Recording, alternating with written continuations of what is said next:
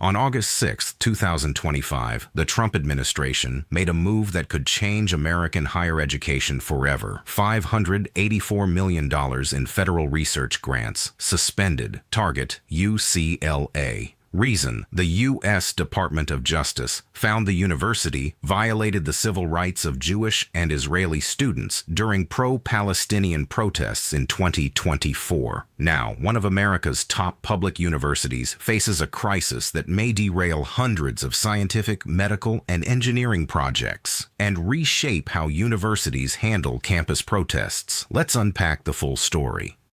According to the DOJ, UCLA was deliberately indifferent to harassment against Jewish and Israeli students during spring 2024 protests on campus. That failure, federal officials say, violated Title VI of the Civil Rights Act. The result, a historic funding freeze. Over 800 federally funded research projects are now in limbo. These include grants from the National Science Foundation, NSF, the National Institutes of Health, NIH, and the Department of Energy, DOE. UCLA Chancellor Julio Frank called the decision devastating, warning it threatens not just the university, but America's entire research ecosystem. UC President James Milliken said the move represents an unprecedented escalation, the first time a public university has been hit with such a penalty over claims of anti-Semitic discrimination. The consequences of this suspension are more than symbolic. They are catastrophic. Here's what's at stake: immediate disruption. Hundreds of medical, scientific, and engineering projects face suspension or shutdown. Some researchers may have to abandon experiments mid-course, risking years of lost work and critical data. Loss of personnel. Many federally funded projects pay for graduate students, postdocs, and lab staff. Without funding, many will face layoffs or forced relocations. A potential brain drain from one of America's top research institutions. Ripple effects across campus. Labs may have to return grant-funded equipment, cancel clinical trials, and cut academic programs. Some of this research involves cancer treatments, climate change, and emerging tech. Graduate program setbacks. Students working on these projects may lose years of academic progress if their research stalls. Impact on innovation and public health. UCLA has contributed to life-saving research, including medical devices and therapies. Halting this work could delay breakthroughs that would benefit the wider public. Reputational harm. UCLA is now the first major public university to be penalized like this. Experts say it could hurt the university's ability to attract top researchers, future grants, and corporate partnerships.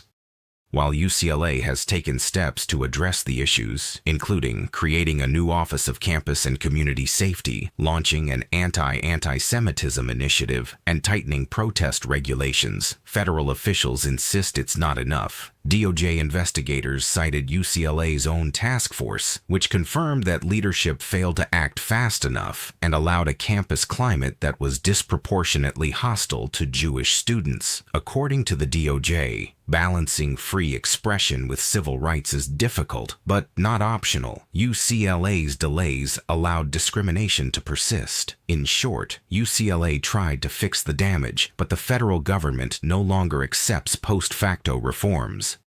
This case also raises bigger questions about politics, protest, and free speech on college campuses. The Trump administration has made combating anti-Semitism a central theme of its second term. Earlier this year, Columbia University paid $200 million in a similar civil rights settlement. Now, with UCLA facing the largest grant suspension in U.S. academic history, it's clear that the administration is making an example out of non-compliant institutions. Critics argue this is political overreach, an attempt to police campus speech under the guise of civil rights enforcement. Supporters counter that it's a long overdue reckoning, especially as Jewish students report rising hostility on campuses across the country. The deeper question is this: can universities protect free expression while also ensuring safe, inclusive environments for all students? UCLA is now in urgent negotiations with federal agencies to reverse the suspension. The University of California system is pushing for a resolution that protects both civil rights and research funding, but there's no clear timeline. Until the issue is resolved, UCLA's research operations are in a state of financial paralysis. Chancellor Frank summed it up this way: "The loss of federal funding is not just a loss for UCLA, it's a loss for America." If this suspension holds, experts warn it could signal a new era in U.S. higher education, where universities are punished not just for what happens in their labs, but what happens on their quads. What do you think? Was this the right move to protect civil rights, or a dangerous precedent that chills free speech? Drop your thoughts in the comments. Don't forget to like, subscribe, and hit the bell so you never miss a deep dive like this.